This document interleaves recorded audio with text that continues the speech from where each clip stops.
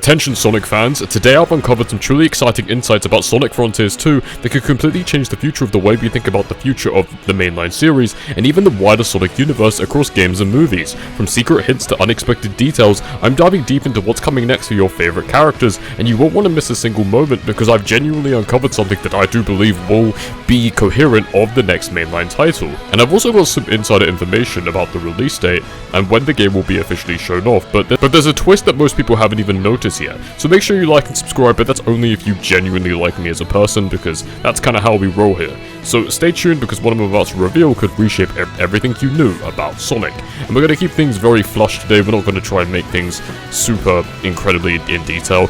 But first off, I want to go on by Sega informant, who said that Mario Kishimoto has been credited in Sonic Crossworlds under studio management, which means the 3D director had a hand in to upkeep the conditions of the studio than just one single team.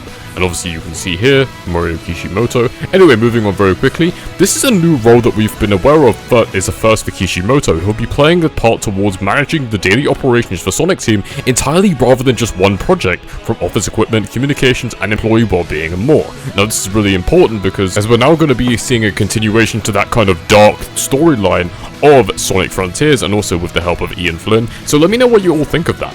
And also some of this as well, from working as game director to now being part of the Sonic Team's studio management, this could be classed as a promotion of some sort, and mean that Kishimoto naturally has more control over the entire studio and their working conditions, which is a big sign into the way that the production scale for the next Sonic game will be far supreme compared to anything that we even got in even Shadow Generations, and that game is amazing in general. Yeah, here is some confirmation by Sonic City, and also as well here we've got some several cool openings at Sega for those interested: Sonic Community Manager, PR Manager, Product Marketing Manager, and Senior Social Media. Now, the reason I believe that this is important is because I believe they're starting to get ready for Frontiers' trailer announcement at the Game Awards, and I've got another bit of information that I want to share in this video that is very cool about that. So stay tuned. So all of these listings, I won't go explicitly into them. We obviously know what social media manager and all that stuff means, especially after Frontiers, the promotion for that game was horrible. So I actually am really glad that they've been able to find, they're going to be finding people to actually make the social media more apparent. And also here we've got some really cool information by Sonic City. Iizuka says he wants to spotlight more Sonic characters so they did with Shadow. In the last year we had the Year of Shadow, but this time I'd like to pick a theme for each year and highlight different characters, especially ones who will appear in the next movie, aka Sonic Movie 4. And this is awesome because we know that Amy is going to be a focal point of Sonic 4, and we're going to be able to see Metal Sonic having the Year of Metal Sonic and the Year of Amy. That is going to be super awesome. Now this actually makes me led to believe that we're going to have like a game, or maybe like a semi-script of Amy of some sort. I do believe that we're going to be getting something like that, especially how they did it with Shadow, so they know that that's going to be incredibly highly successful, and also it will bring an entirely new audience like how they did with Shadow, because I feel like each character has different audiences based off of their personality, and I think Amy has a pretty big one. I think it's maybe on par with Shadow. Okay, Shadow might be a bit more popular than Amy, but I still believe that Amy is a very popular character. This is also a very cool Sonic render. I love the expression of the eyes. Not going to be going into a lot of Sonic renders because we've done that a lot in the past, but I just wanted to point this one out because I love how big the eyes are. The mouth is a bit weird, but hey, I love the eyes on that. I think that's really, really cool.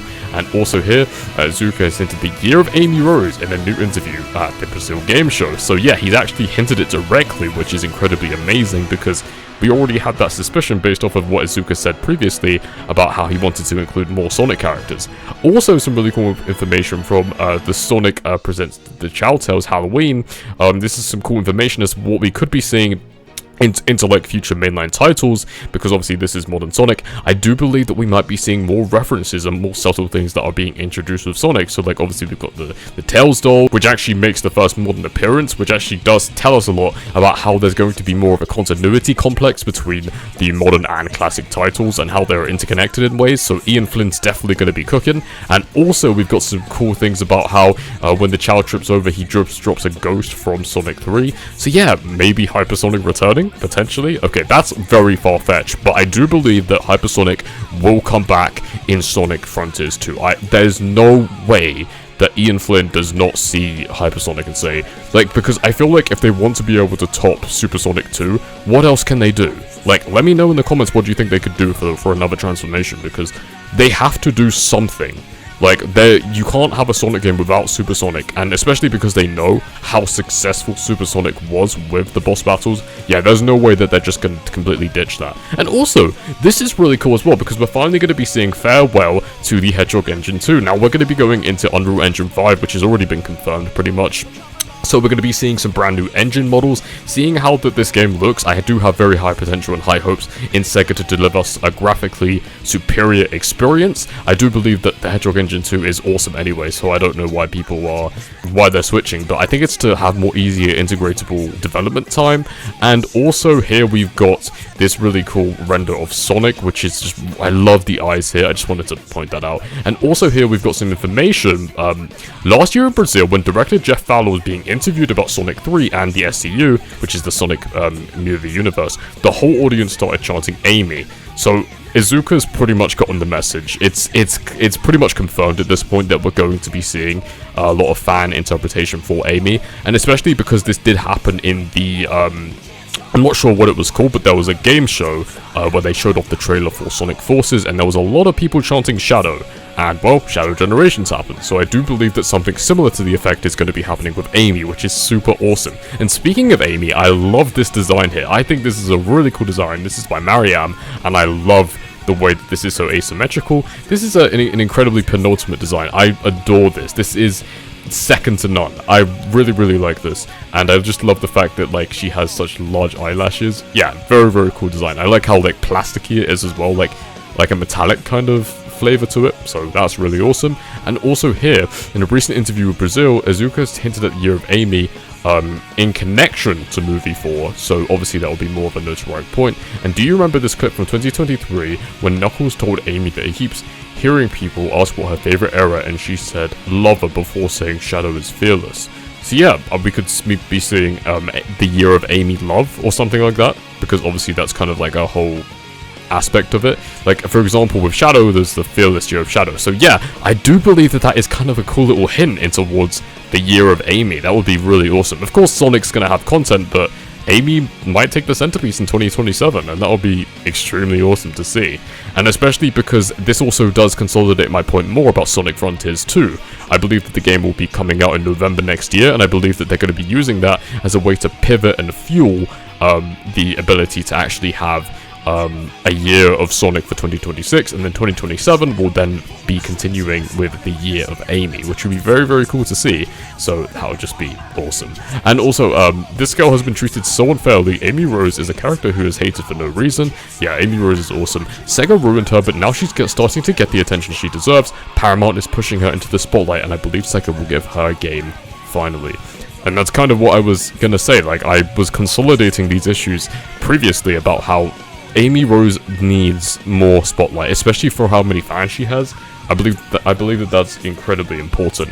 And also here, this is a very cool Sonic animation. I would love to be able to see this, especially as like a test animation for Sonic Frontiers 2. That would be super awesome. This is by Noob B3D. That's really, really awesome. And also, if they were to have a representation of Hypersonic, I think this is a really, really cool like iteration of it. This is from Sparking Zero, and I just love the way that Hypersonic could look, and especially because of how powerful he looks, that would make it so amazing. And if Sega ever have an issue about how Hypersonic is white and can be potentially blinding, then first off, they could just keep him white, or secondly, they could make it so he's kind of like a pinkish color, maybe like have a redesign of Hypersonic.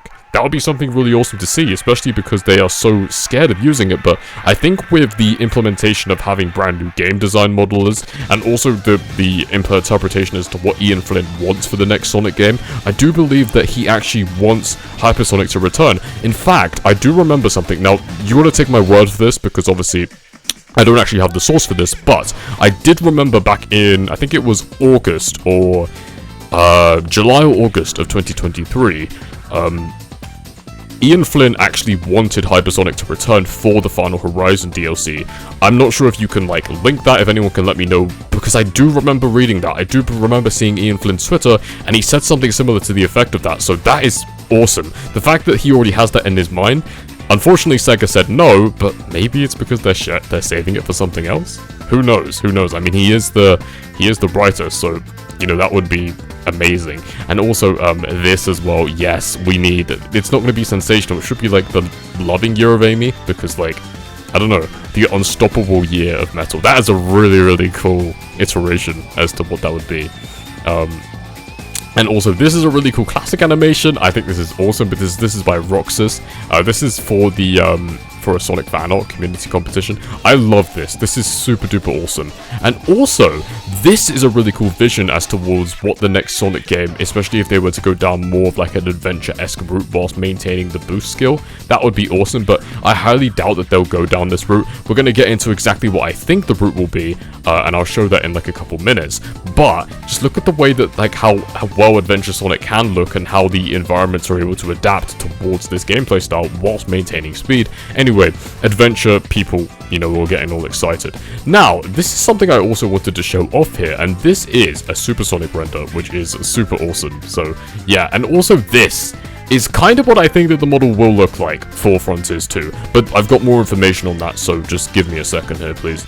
And also, this is, I'm curious to what are all of your realistic expectations for Frontiers 2. I'm interested in seeing what your expectations are currently. I expect this game in terms of gameplay to be just like Shadow Gens, with an emphasis on multiple playable characters that are relevant to a serious story, not a dark one. Obviously, I think that's a very striking balance, and I expect new models and an environment that is Sonic-y and that adapts to who you play as, shifted visuals which is more realistic, so something a bit more vibrant, though I'm not quite sure on the level of heroes. The first 3D game to finally add proper physics and rolling based movement. Yes, everyone's been asking for momentum for such a long time, and also this is an incredibly important point. If there's no Chow Garden, it pretty much failed. Yeah, we need a Chow Garden because it's an open world game. There's no way that they just can't do that. Shadow Generations level animation or better, CGI cutscenes. Okay, this is interesting, and I want to come back to this, and you'll see what I mean soon. And I'm glad you asked. Basically Frontiers, but proved upon, yeah, new mechanics. I think that the skill tree needs an upgrade, and yeah, better animations, no returning locations, improved gameplay, not really super groundbreaking, but also infused with momentum. And then also just being able to see Shadow Generations quality cyberspace and something more akin to the adventure games. And also this as well, Takashi Iizuka said he isn't thinking about remakes or remasters and is focused on new games, so he has actually reiterated this. Even now, I spend every day thinking about new projects, so unless there's no real need for it, I don't think there's need to think about much about remakes or remasters. So that's like genuinely a quote that he said. And then also here, this is something I wanted to break off of this, is that we could be seeing a gameplay trailer for Sonic Frontiers 2 at the Summer Games Fest, and on the June 5th, 2026. So that's interesting to see. I'm calling it right now. The new Sonic 3D game will be announced here. I do believe that. Speed of light. Yeah, I actually do believe that Frontiers 2 will be getting a game trailer. I think they're going to be doing the CGI teaser that they normally do, because it is a big game. Like with Shadow Generations, they didn't really have to, because like it was a smaller game, but with this game, I do believe that they're going to have a lot more confidence in showing a CGI and then obviously showing gameplay. And also it's going to be, you know, obviously a return to form for a big new mainline AAA Sonic game. Sonic Frontiers 2 is reportedly in development by Daniel RPK. And then also, this is one of the best Sonic models of all time. The 06 model. Let me know what your favorite Sonic model is in the comments. I love this model so much. And just in general, this model is also really, really cool. And also, this is my favorite model of all time. The, you know, sort of like a blend of Unleashed, Generations, and 06. Very, very cool model. And also 17 months left. Now, I want to go into like this also a bit of information that I wanted to kind of cover earlier, and I feel like it's kind of a cool insight as towards what the cutscenes and just in general the way that the game will look with Sonic Frontiers 2. Now, I think that this is very smart, and I don't really know why many people haven't thought of this, but I do believe that we're going to be getting something similar to the effect of this, and I kind of want to just show this off quickly as to what I'm talking about. Now, if you guys are looking at the screen right now, this is Shadow Generations, and the reason why that this is awesome is because, yes, they're going to be using a brand new engine for Sonic Frontiers 2, but I just love the way that how Shadow is so expressive in Shadow Gens, and just being able to see this level of expression even in the next Sonic game, I think this is very good. It's actually really awesome. I love the way that we're able to see more of an attention to detail. But just what I would hope is being able to see this model return. I think that this would be incredible, especially with how Sonic's darker shaded blue gives him more of a fidelity effect without necessarily having to upscale the graphics to a huge extent.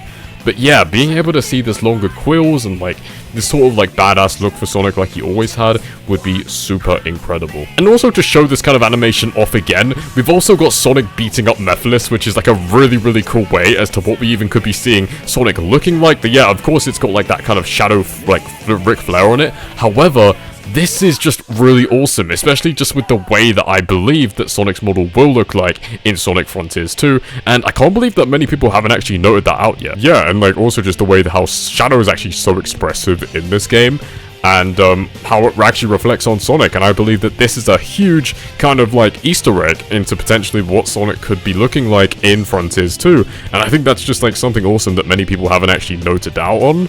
So yeah, that's awesome. Thank you very much for watching. Make sure to like and subscribe, and check out my video here all about how if you want to get to know me more personally, because this is kind of the way that I've viewed Shadow the Hedgehog. It is a deeply personal video, and it's a lot more serious, so if you do hear me sounding a little bit less exciting, it's a very serious issue. But if you want to check out a more light-hearted and informational video about the evolution of Sonic games, there's something on your screen right now. Anyway, thank you very much for watching. Have an amazing, awesome day, and I love all of you.